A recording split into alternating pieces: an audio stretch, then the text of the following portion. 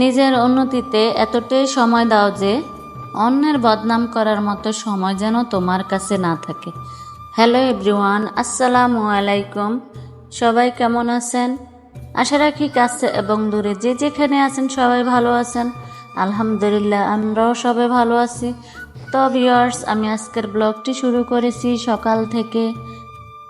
তো ভিউয়ার্স, এই তো এখন আমি একটু সামান্য তেল দিয়ে, একটু পেঁয়াজ দিয়ে, টমেটো দিয়ে ভেজে নিয়েছি। তা আমি নাস্তার জন্য শুক্তো বানিয়ে নিব। তো সাথে একটা ডিম দিব। এই যে আমি একটা ডিম দিয়ে দিয়েছি।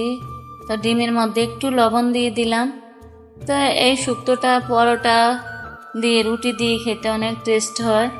তো সামান্য একটু সময় লাগে, বেশিক্ষণ সময় লাগে না এই শুক্তোটা বানাতে। তো এখন এই তো আমি একটু ভালো করে একটু ভেজে নিচ্ছি।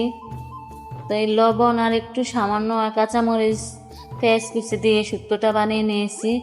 আর কয়েকটা ফ্রোজেন পরোটা ছিল, পরোটাগুলো ভেজে নিয়েছি। তা আমি নাস্তাটা রেডি করে নিয়েছি। তো টেবিলটা সাজিয়ে নিলাম। তো আজকের নাস্তার জন্য পরোটা, ভাত, শুক্তো ভাজি আর চা। তো এটা এখন নাস্তা খেয়ে আজকে আর রান্না করা দেখাবো না। আমাদের আজকে এক জায়গায় দাওয়াত ছিল, তো সেখানে যাব। দুপুরে ওইখানেই খাওয়া দাওয়া করব। তো এখন আমরা নাস্তা করে নিচ্ছি। তো এই তো ভিউয়ার্স, এখন চলে আসলাম আমার বোনের বাসায়। তার মানে বোনের বাসায় আজকে দাওয়াত ছিল। তা দুপুরে না খাওয়া দাওয়া সেরে এখন সন্ধ্যার আয়োজন চলতেছে। তা আর আপনাদের সাথে দুপুরের খাবারটা শেয়ার করে নেই। তো এখন সন্ধ্যায় তো আমার বোনের ছেলের বার্থডে অনুষ্ঠান, তো সেখানে গিয়েছি। এখন এই যে পুরো ঘরটা সাজিয়ে নিয়েছে, আর ওর বন্ধু বান্ধব এসেছে, আমরা গিয়েছি, এ অল্প কয়েকজন মেহমান, সবাই মিলে একটু আনন্দ হয়ে উল্লাস করেছি। তো সবাই রেডি হয়ে গেছে, রেডি হয়ে এখন অপেক্ষা করতেছে কখন কেক কাটবে। তো এই তো কেক কাটার পালা। তো এরা দুজন হলো ভাই বোন, আমার বোনের ছেলে মেয়ে। তোরা দুইজন ভাই বোন এখন কেক কাটবে। তো ভিউয়ার্স, তো ওরা এখন কেকটা কেটে নেবে।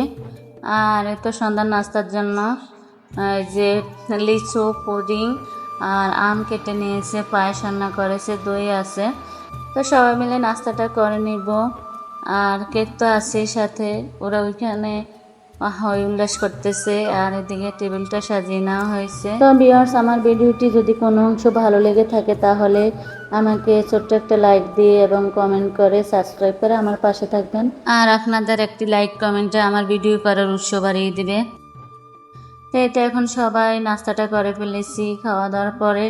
তা আমার বোনের ছেলে বন্ধু বান্ধব ওরা চলে গেছে, আর বাকি যারা ছিলাম তারা একদম রাত্রে খাওয়া দাওয়া করে রাত্রে 12টা বাজে এসেছি। তো বোনের বাসায় গিয়েছি, একবার খেলে তো হবে না, কয়েকবার খেতে হবে। মনে হচ্ছে যে অনেক দূর থেকে এসেছি, তাই একদম 2-3 বেলা খেয়ে তারপর রাত্রে 12টা বাজে এসেছি। তো সবাই ভালো থাকবেন, আল্লাহ হাফেজ।